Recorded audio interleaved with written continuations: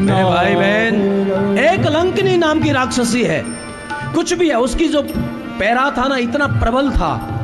हनुमान जी मसक रूप में जा रहे हैं। याद रखना, भक्ति करने वाले को बहुत छोटा और बहुत विनम्र होना पड़ता है। और मेरे भाई बहन, कभी कभी लोगों को चिंता होती है, हनुमान जी इतने मसक समान बन गए तो फिर मुद्रिका कहाँ रखी होगी, ये चिंता तुम क्यों करते हो, हनुमान जी को करने दो, हनुमान जी वहां जाके देंगे।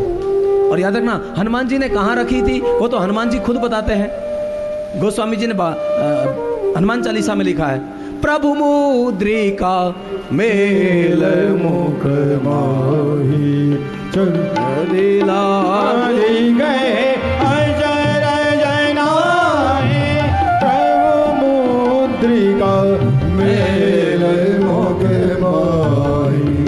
एक संदेश है। कोई भी साधक अगर भक्ति तक जाना चाहता है तो उसके मुंह में परमात्मा की मुद्रिका होनी चाहिए। और मुद्रिका क्या है? राम नाम मणि दीप धर जी हदे हरिद्वार, तुलसी भीतर बाहर जो चाहे से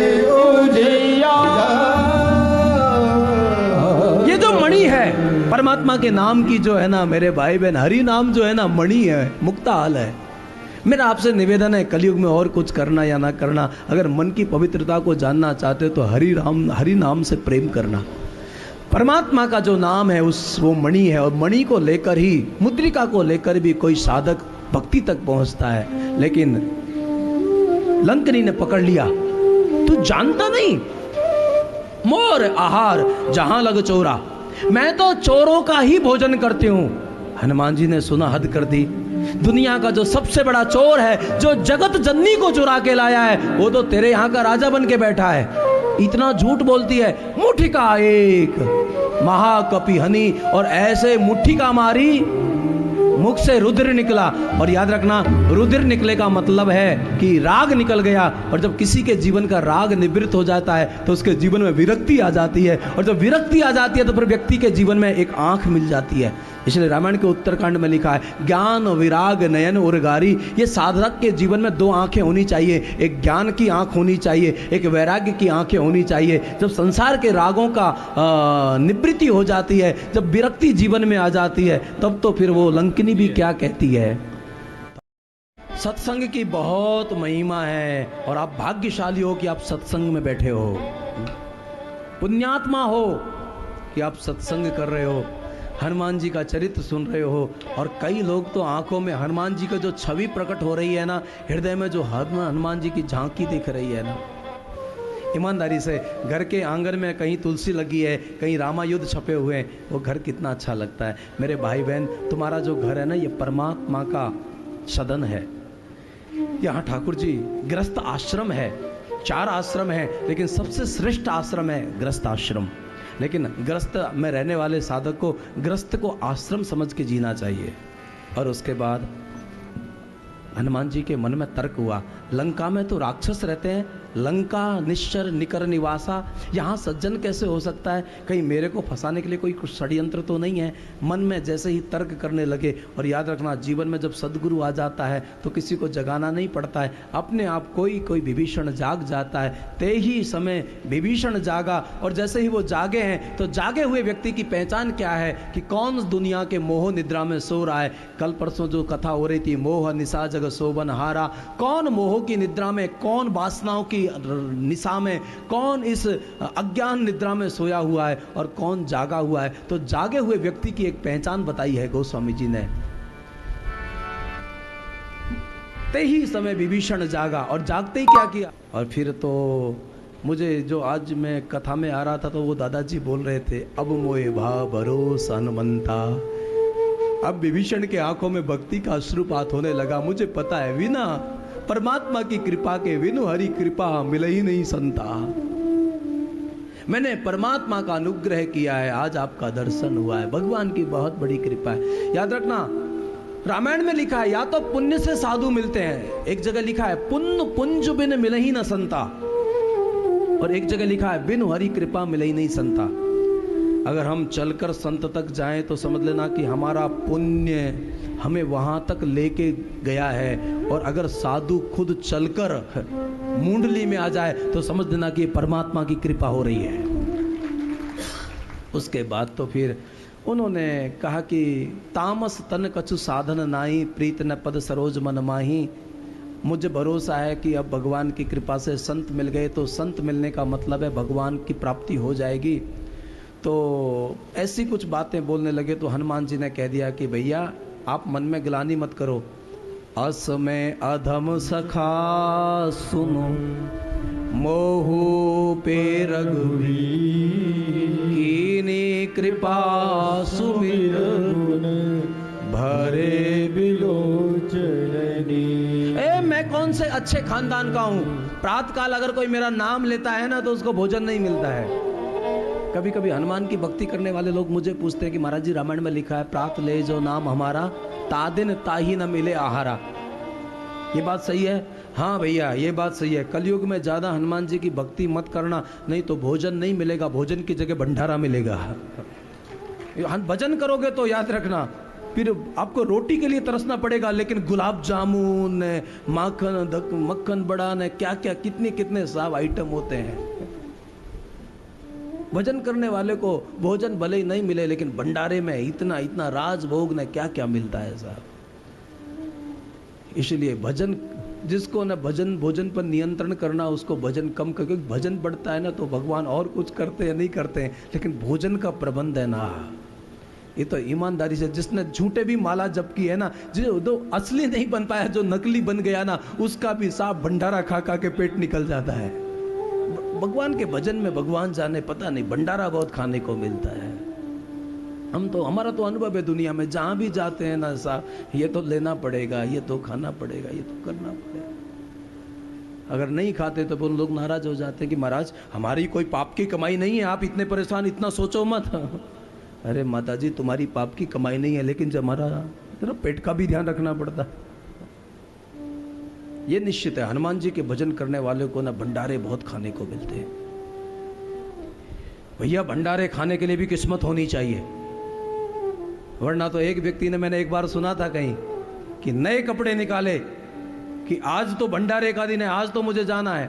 ये नवदुर्गाओं का जो अब आने वाला है ना नया संवत्सर, तो सामूहिक कहीं भंडारे होते हैं, वहाँ हलवा पूरी बनते हैं, और वो बेचारा नए कपड़े पहन के नई चप्पलें पहनकर और भंडारा खाने के लिए गया, लेकिन उसकी किस्मत ऐसी, अंदर गया तो हलवा खत्म, बाहर आया तो चप्पल गायब।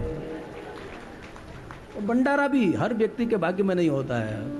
हनुमान जी महाराज फिर चले जा रहे हैं। फिर वो हनुमान जी महाराज ने सुग्रीव विभीषण को कहा कि विभीषण तुम सब कुछ करते हो लेकिन राम काज नहीं करते हो, तुम भजन तो बहुत करते हो लेकिन तुमने सीता का दर्शन नहीं किया। जो लेकिन त्रिजटा ने अपना सपना सुनाया है, सपने बानर लंका जारी।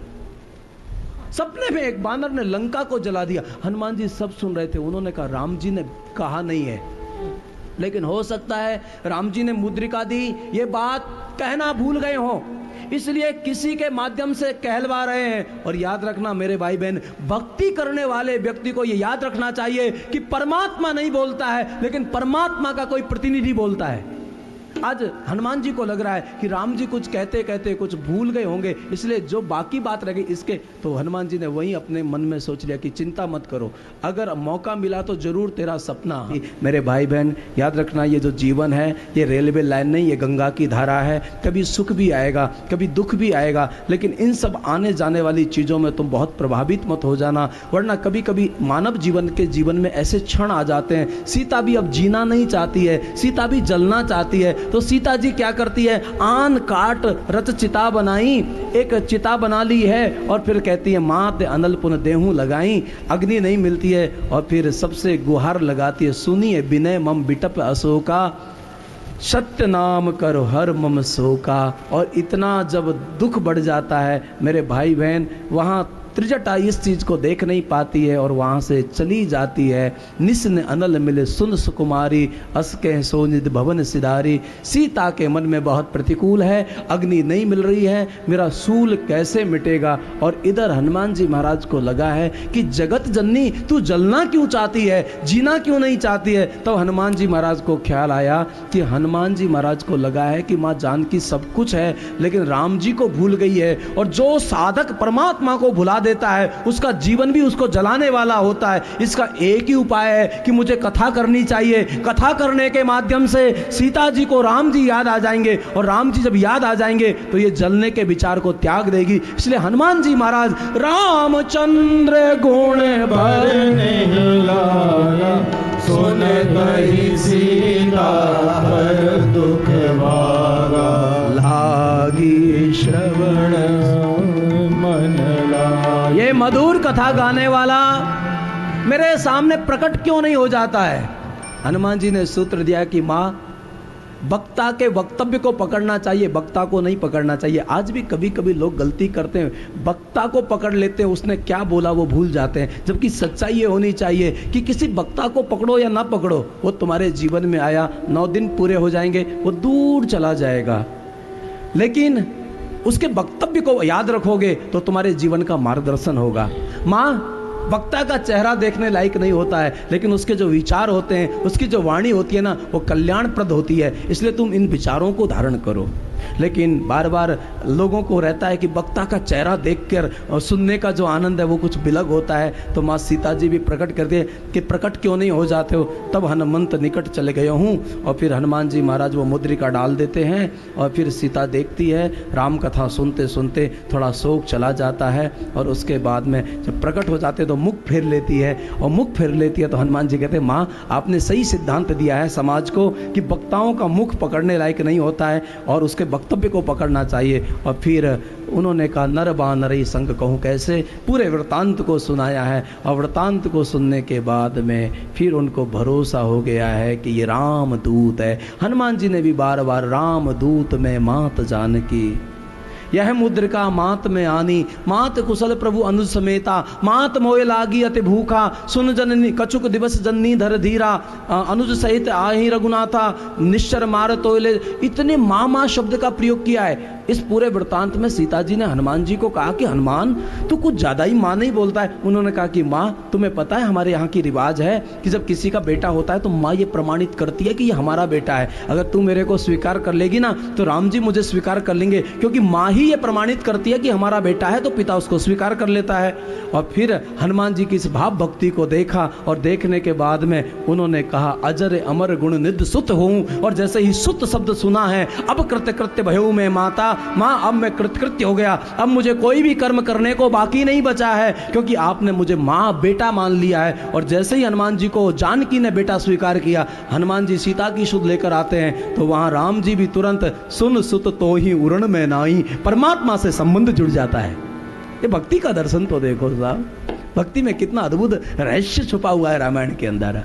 फिर उन्होंने है सब कपि सब तुम ही समा, बेटा सब तुम्हारे जैसे हैं तो राक्षस तो इतने विषा, तिन कर भय माता मोय नाई। तुम मन में माँ मुझे भूख लगी है, आप मुझे फल खाने की आज्ञा दो। उन्होंने कहा बेटा रास्ते में इतने दूर से आए हो, कोई कुछ खाने को नहीं मिला। उन्होंने कहा कि माँ सच बताऊं ईमानदारी से, खाने को कुछ नहीं मिला, खाने वाले बहुत मिले हैं। कोई पद का भूखा मिलता है, कोई पैसे का भूखा मिलता है, कोई कामना की भूख में बैठा है, कोई नाम की इच्छा के लिए जीता है, कोई काम की इच्छा में जीता है, कोई रूप की इच्छा में जीता है। किसी ना किसी को किसी ना किसी प्रकार की भूख है। हनुमान जी ने कहा कि माँ खाने वाले बहुत मिले, खिलाने वाला कोई भी नहीं मिला, आपके पास आया हूँ। और माँ इसीलिए तो मैंने अपने मन की बात कह दी। और कोई भी दुनिया का बेटा खेलता रहता है तब तक उसको ख्याल नहीं रहता है, लेकिन माँ के पास जाता है तुरंत उसको भूख लगती है। और फिर हनुमान जी महाराज की जब बात को सुना तो तो सीता जी ने कह दिया कि रघुपति हृदय चरण धरी तात मधुर फल खाओ। बेटा भोजन करना मना नहीं है, लेकिन भजन का ख्याल रखना, याद रखना मेरे भाई बहन, हमारे संतों ने कहा है कि बहुत भजन करना चाहिए। वैसे तो भगवान करे, आपकी प्रज्ञा का विकास ऐसा होना चाहिए, आप जीवन में जो भी कर्म करो वो प्रत्येक कर्म भजन बन जाए, आपका सोना भी समाधि बन जाए, आपका चलना ही परिक्रमा हो जाए, आपका देखना ही दर्शन हो जाए। ईश्वर करे आपके जीवन में इतना होश सद जाए कि आपका प्रत्येक कर्म भक्ति का रूप ले ले। अगर ऐसा नहीं कर सकते हो तो कम से कम 3 घंटे भजन करो। महाराज तुम साधु महात्मा ठहरे, तुम 3 घंटे भजन करते हो, हम घर गृहस्थी वाले लोग कहाँ 3 घंटा भजन कर पाएंगे। फिर भारत का साधु कहता है कि एक काम करो, जितना समय भोजन में लगता है उतना समय भजन करो, क्योंकि भोजन करने से शरीर को बल मिलता है, लेकिन भजन करने से आत्मा को बल मिलता है। और जितने भी दुनिया के बड़े काम है ना, वो आत्मा के बल से होते हैं। ईमानदारी से, जो लोग भजन नहीं करते उनके अंदर आत्मबल नहीं होता है, और जो भजन करते हैं ना साहब, उनके अंदर जो भरोसा होता है, दृढ़ इन चरणन केरो भरोसो। और ये भरोसा जो काम आता है ना परमात्मा के नाम से साहब, बड़े बड़े काम आसान हो जाते हैं। राम को नाम जप करने वाले तो राम राम जो अपने ऊपर धारण कर लें वो तो पत्थर भी तैर जाते हैं। श्री रघुवीर प्रताप ते सिंधु तरे पाषाण, पाषाण भी तैर जाते हैं। और ऐसी स्थिति में मेरे भाई बहन फिर वहाँ पर हनुमान जी महाराज गए हैं। हनुमान जी महाराज जब पहुँचे तो उनको लगा है कि मैं जगत पिता का काम करने के लिए आया हूँ, थोड़ा सा काम अपने पिता का भी करता हुआ चलूँ, क्योंकि इस बगीचे की देखभाल मेरे पिताजी को करनी पड़ती है ना, पेड़ पौधे ज़्यादा हैं। तो फिर वो क्या है कि फल तोड़ने लगे और वृक्षों को उखाड़ने लगे। और इसका एक कारण ये भी है कि जो जो सीता के दर्शन में बाधा बन रहे थे उनको उखाड़ने लगे। वहाँ राक्षस आए जो रखवारे थे, उनको फिर मुष्ट प्रहार करते वो भाग गए। अक्षय कुमार का क्षय हो गया। याद रखना, रावण था बहुत बुद्धिजीवी, ये बात मानना पड़ेगा। एक बात ध्यान रखना, पढ़ने से व्यक्ति बुद्धिमान हो सकता है, विद्वान हो सकता है, लेकिन पढ़ने से व्यक्ति ज्ञानी हो ये जरूरी नहीं है। और ज्ञानी व्यक्ति भले ही निराक्षर क्यों ना हो, कबीर कहता है मसी कागज छुओ नहीं। मैंने तो कागज और लेखनी को कभी छुआ भी नहीं है। कभी कभी निरक्षर व्यक्ति भी ज्ञान को उपलब्ध हो सकता है, क्योंकि ज्ञान शब्दकोश का मतलब नहीं होता है। ज्ञान का मतलब है अंतःकरण की पवित्रता, जो अंतःकरण की। इसलिए गीता जी में लिखा है श्रद्धावान लभते ज्ञानम, श्रद्धावान को ज्ञान की प्राप्ति होती है। और फिर उसके बाद में वहाँ पर मेरे भाई बहन, रावण विद्वान बहुत था, बेटे का नाम था अक्षय कुमार। अक्षय का मतलब जिसका क्षय नहीं हो। अशोक वाटिका का नाम था अशोक वाटिका, जिसमें सिवाय शोक के कुछ नहीं था। आजकल के लोग हैं ना, नाम रखने में बड़ी चतुराई दिखाते हैं, बड़ी होशियारी दिखाते हैं। लंका वासियों को लगा कि हद हो गई, एक बानर को पकड़ने के लिए ब्रह्मास्त्र छोड़ना पड़ रहा है, कितनी बड़ी विडंबना है। ब्रह्मास्त्र से साधा कपि मन कीन विचार। हनुमान जी हर काम विचार के करते हैं। जो न ब्रह्म सर मानियो महिमा मिटहि अपार। मेरे भाई बहन, प्रभु कारज के लिए कपि बंधन में आ जाते हैं, जिसके नाम को जपने से जीवन मुक्त हो जाते हैं। लेकिन यही तो परमात्मा की लीला चरित्र है। वाणी बिना हरि भजन के शोभा नहीं। ऐसे ही ये संपत्ति बिना परमात्मा के भजन के शोभा नहीं देती है। राम विमुख संपत्ति प्रभुताई। बहुत बड़े सूत्र दिए हैं, क्योंकि आपको पता है सूत्र तो कोई गुरु ही दे सकता है। और हनुमान जी कौन है? स्वयं शंकर है। शंकर कौन है? तुम त्रिभुवन गुरु वेद। रामायण का कितना सुंदर दर्शन है। शंकर जो है विश्व गुरु है, जगत गुरु है। और खासकर रावण जो है वो शंकर की पूजा करता है। इसलिए हनुमान जी ने लंका को जलाया नहीं था। जब शिष्य की नाड़ी जाके पकड़ के देखा, क्योंकि सदगुरु ज्ञान विराग जोग के, गुरु को वैद्य कहा गया है, गुरु मन की चिकित्सा करता है। और जब देख लिया है कि मेरे शिष्य का मानसिक रोग ज्यादा बढ़ गया है, तो उनको लगा है कि अब भले ही हमको स्वर्ण भस्म बनानी पड़े, और शिष्य को स्वस्थ करने के लिए उम्मीद है कि कभी कभी स्वर्ण भस्म बचा लेती है रोगी को। तो हनुमान जी महाराज ने लंका नहीं जलाई थी, बल्कि शिष्य के रोग को मिटाने के लिए, स्वर्ण भस्म बनाने के लिए एक योजना बनाई थी। फिर बहुत सारा एक वहाँ आपस में संवाद होता है। हे बानर, तू ऐसा बोलता है, तेरी मृत्यु नहीं। हनुमान जी कहते उल्टा हो के हनुमाना, मति भ्रम तोर प्रगट में जाना। सब लोग मारने के लिए भागे, मारो मारो। विभीषण आ जाते हैं। क्या परमात्मा की कृपा है, देखो तो। नीति विरोध दूत को मारना नहीं चाहिए, आन दंड कछु करिए गोसाई। उन्होंने कहा बात सही है, अगर हम मार देंगे तो तपस्वी तक समाचार भी नहीं पहुंचेगा, इसलिए हमको मारना नहीं चाहिए। एक काम करना चाहिए, कप के ममता पूछ पर सबई कयहूं समझाए। तेल बोड़, उसको तेल में डुबोकर बहुत वस्त्र बांध देना चाहिए। और पूछहीन बानर जब जाएगा तो अपने नाथ को यहां लेकर आएगा। जिनके कीने सी बहुत बड़ाई, देखूं मैं तिनके प्रभुताई। बचन सुनत कपि मन मुस्काना। हनुमान जी को पता है कि काल राती सीता जी के रूप में वहां आ चुकी है, अब सरस्वती भी यहाँ इसकी बुद्धि को भ्रम करने के लिए यहाँ आ गई है। और उसके बाद में हनुमान जी तो बिल्कुल सहज हैं। लोग कपड़े ला रहे हैं, कैरोसिन ला रहे हैं, घी जितना भी था जिन्होंने थोड़ा थोड़ा अपने बच्चों के लिए, वो भी सब ला के उसमें, रावण के डर के कारण सब उसमें। और इतना वहाँ लिखा है, राहन नगर वसन घृत तेला बाड़ी पूछ, क्योंकि हनुमान जी को अभी वरदान मिला है, अजर अमर गुण निधि सुत होऊं। 8 प्रकार की सिद्धियां मिल गई हैं। जिसके जीवन में सिद्धियां आ जाती हैं वो कनक भूंदराकार भी हो सकता है, वो मसक समान रूप कपिधरी भी हो सकता है। पूंछ को इतना बढ़ा दिया।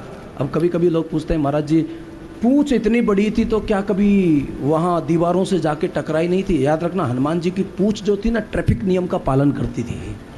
वो इतना तो समझदार है ना हनुमान जी, कि कहाँ किस बत्ती, रेड बत्ती से कैसे रोकना है, किधर से किधर निकलना है। पूंछ बहुत समझदार हनुमान जी की है। याद रखना, हनुमान जी की पूंछ नहीं जली, रावण की मूंछ जल गई। कभी कभी अहंकारी की मूंछ जल जाती है, लेकिन बंदर की, जो राम जी का प्रेमी होता है ना, उसकी पूंछ नहीं जल पाती है। कभी कभी किसी की पूंछ को जलाने के चक्कर में बड़े बड़े लोगों की मूंछ जल जाती है साहब। इसलिए भजन करने वालों की पूंछ को मत पकड़ो मेरे भाई बहन, उसकी पूंछ करो।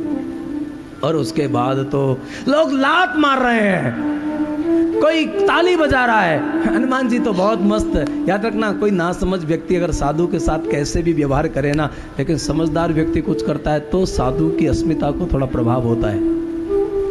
मारे ही चरण दे बहु तारी। और फिर उसके बाद में